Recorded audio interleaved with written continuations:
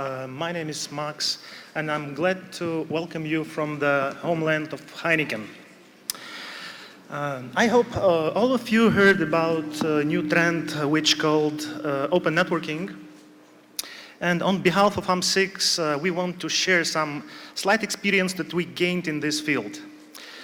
Let me now give the stage to Tiago, who used to be part of IX.br, but I'm proud now that I'm working with him in Amsterdam. So he will do this presentation in Portuguese, but later on you, of course, may ask questions. Thank you.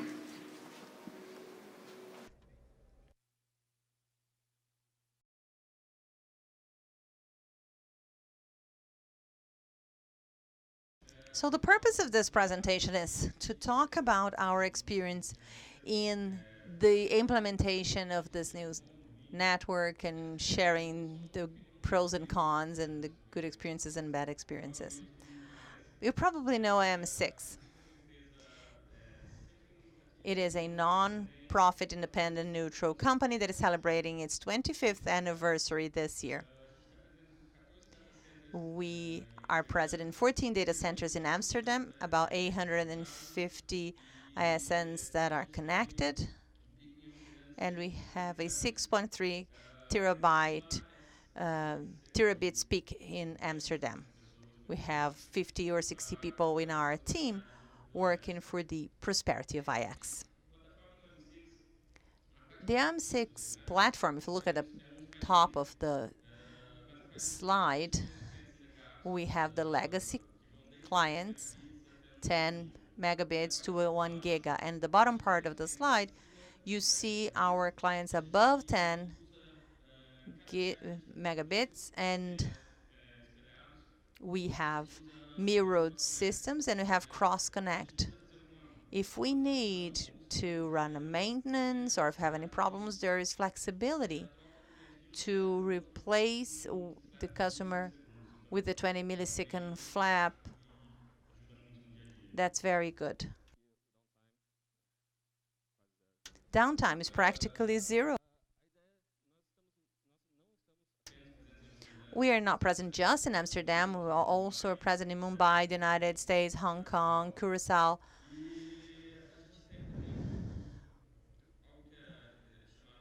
We also have what is called IX as a service. It's like a hack that is delivered, and a client can buy a pre-made IX. This is run, and all IXs are part of the IX API initiative, together with the kicks, with links, to have a standard API that you can use in your self-service portal. You can have scripts managing everything in a standardized way without learning how to deal with one or the other. You can manage your links very easily like this. So the purpose of this presentation is to ponder about the management system. Most companies do not pay attention to that. The devices that have moved out of the platform, when they become management devices, they have different versions. It's a kind of a chaotic environment to work in. Usually you just appreciate that when you go into some sort of crisis, classical.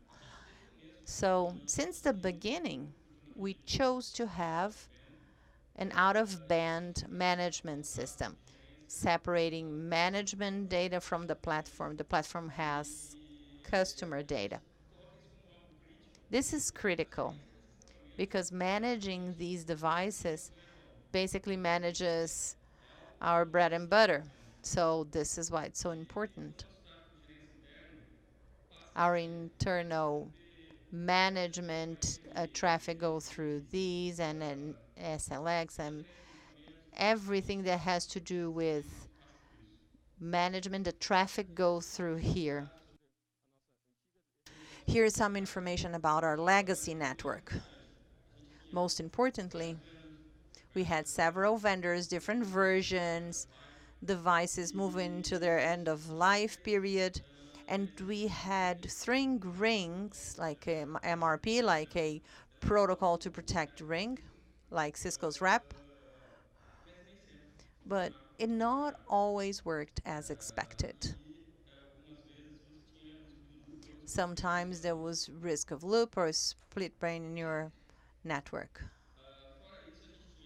In addition to that, we had an inefficient link utilization. And before getting the DCIs implemented, in our platform we had about 217 fibers for our platform and the same amount for management. Then become 30 fibers in the production lines and 17 for the management part. We wanted to have a more homogeneous, standardized system. We wanted to find a more up-to-date technology. And of course, we wanted to sleep better at night. I think that's, everybody's wish, right? So we implemented DCIs, but we were still paying for the 17 management fibers. We had a spine leaf topology. Why not use those fibers? We put the network in parallel, physically separated, but we eliminated the 17 management fibers. Now we have a redundant and reliable topology.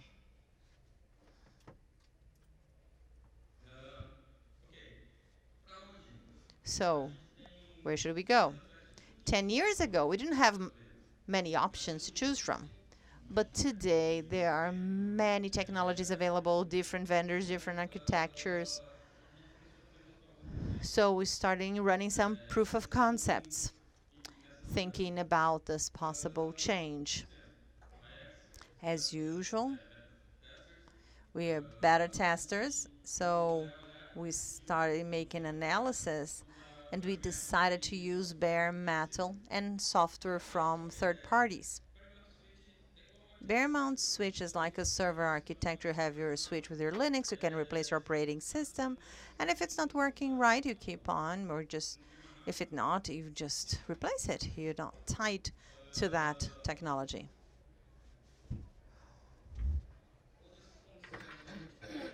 There were other aspects that were important in our decision.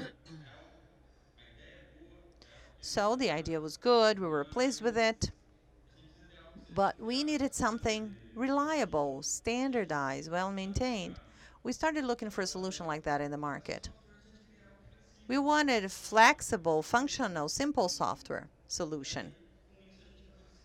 This is why we decided to use Dell's hardware. It's a strong and reliable company in the market.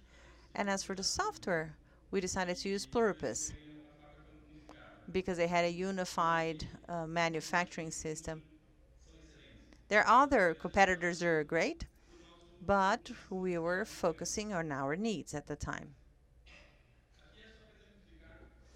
This is an example to show you the classical switch architecture. You have an operator. He needs to switch from one switch to another. And it's not easy hopping from one to another. Either you use a script or it's really difficult. At the pluribus concept, data plane and control plane are still separate, but in the management plane it is unified. So you can connect and you have the perspective of the whole suite, of the whole factory. It's much simpler.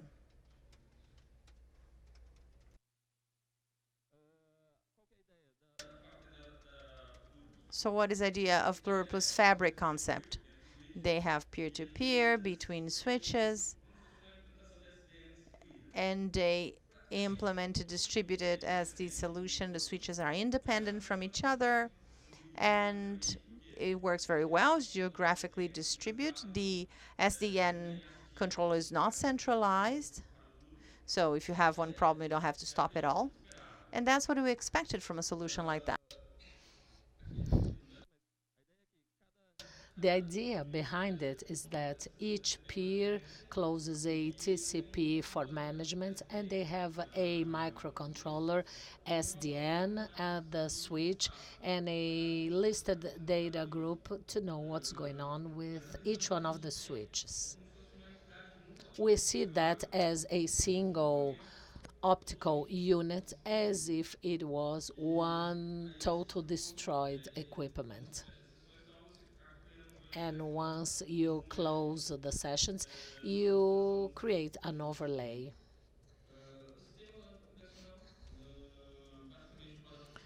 The operating system under a standard protocol in the underlay, OSPF was our choice.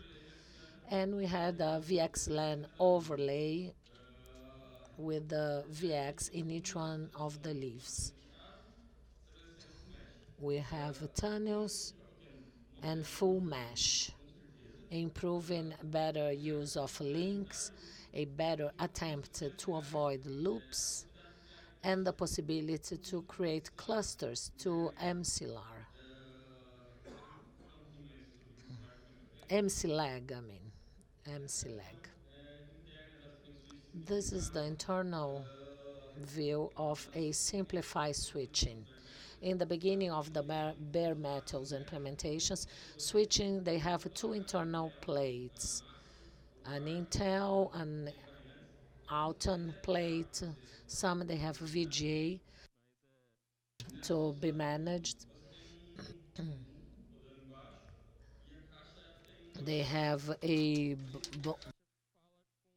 they have Ubuntu running underlay and an internal VPA. A container LXC, then you can enable whatever you need. And lines they exemplify flow layer 2 and 3. MCLAG redundant connections. This is one of the main features in addition to unified fabric. There is a cluster in the spines, and there is a switch which does not read MCLAG and is fully redundant. If there is a failure due to an upgrade or a physical failure, you are safe. We have critical services running, and in that case, we carry out upgrades during the day. There is no risk or whatsoever.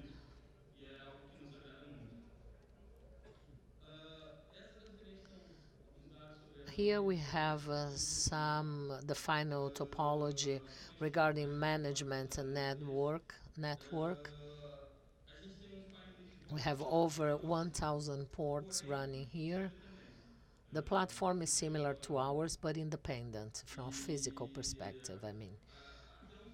So far, the best thing is unified fabrics, which improves our daily activities, and not only it supplies a headful API where you can have much more efficiency, and the fabric you can take a look at all pipe grab MAC IP. If you find advice at your network, it takes just few seconds. You have an inventory, but daily there is no need to open any other system because that is very simple. Here we have a list of all ports by host name, selected by host name. Linux running under the box. It's highly customized. You can do just whatever you feel like. It's just a matter of, investing some time to do it.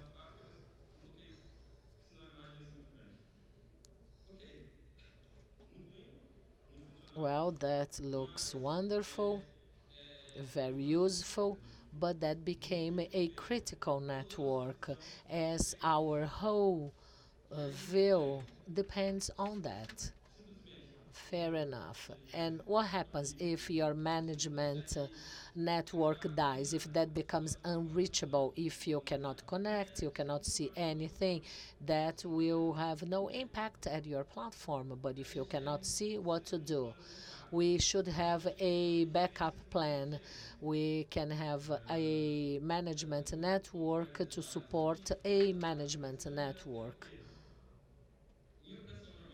In any normal operation, here we have a simple example of devices.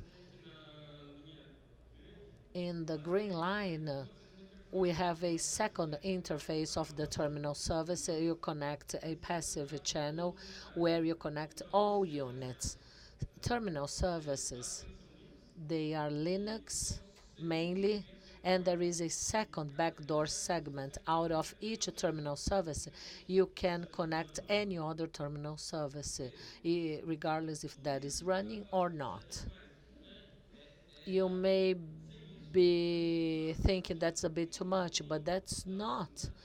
That can be very critical. Sometimes we have 50 PSs running, and if there is an event, you should get that information. Here we have a leaf illustration.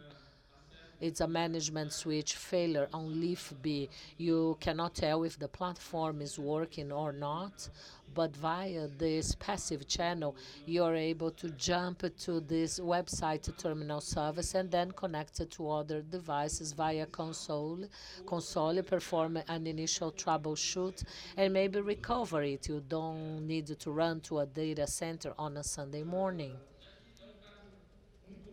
This is not very likely that two spines will fail simultaneously. But here we have the same situation. You can get the spine service and start a troubleshooting. You might solve a case like that, but the idea behind that is to have a second access to the network. Unified fabric, fine, you can have access to all devices. If you want to include LC, you may change global and local context. You have a CL, you can share that to all switches, fine. But if they set that up wrongly, if they put down the whole fabric, in a case like that, you can jump because we have internet backdoor which allows you to connect all devices. In a situation in which you put down the whole fabric, 14 data centers, 2 spikes, and you are not sure exactly where the problem is, you might solve that in the first data center. And if that's not the case, if you have to run 10 different data centers in one single night, that is not acceptable, right? So that's it for now. I just want to share our experience. Everyone keeps talking about open switch, but we do not see much implementation around that. We have been running that for over 1 year very successfully. If you have any questions, just ask them anytime. If you have any other issues or questions about M6, we'll be in the happy hour, and so please come and join us for a beer. Thank you.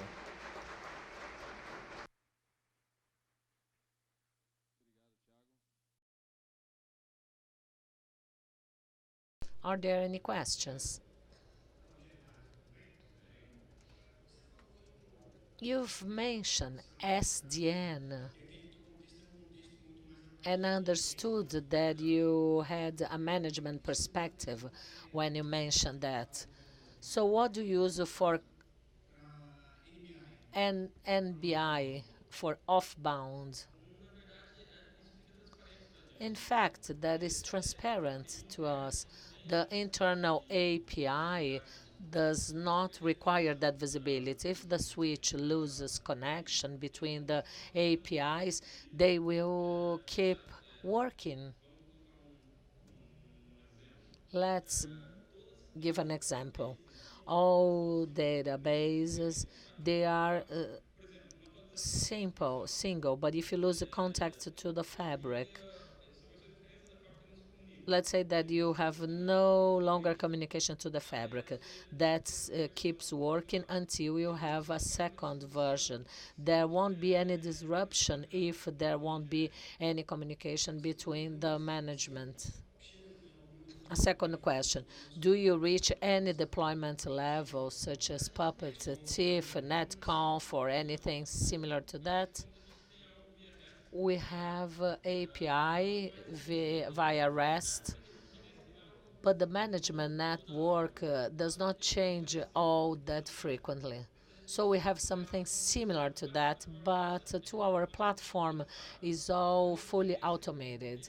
But to the management network, that is set it up. If you add maybe a port once a month, maybe 2 ports a month at most. Thank you. Any other questions? Thank you, Tiago, and thank you, Max.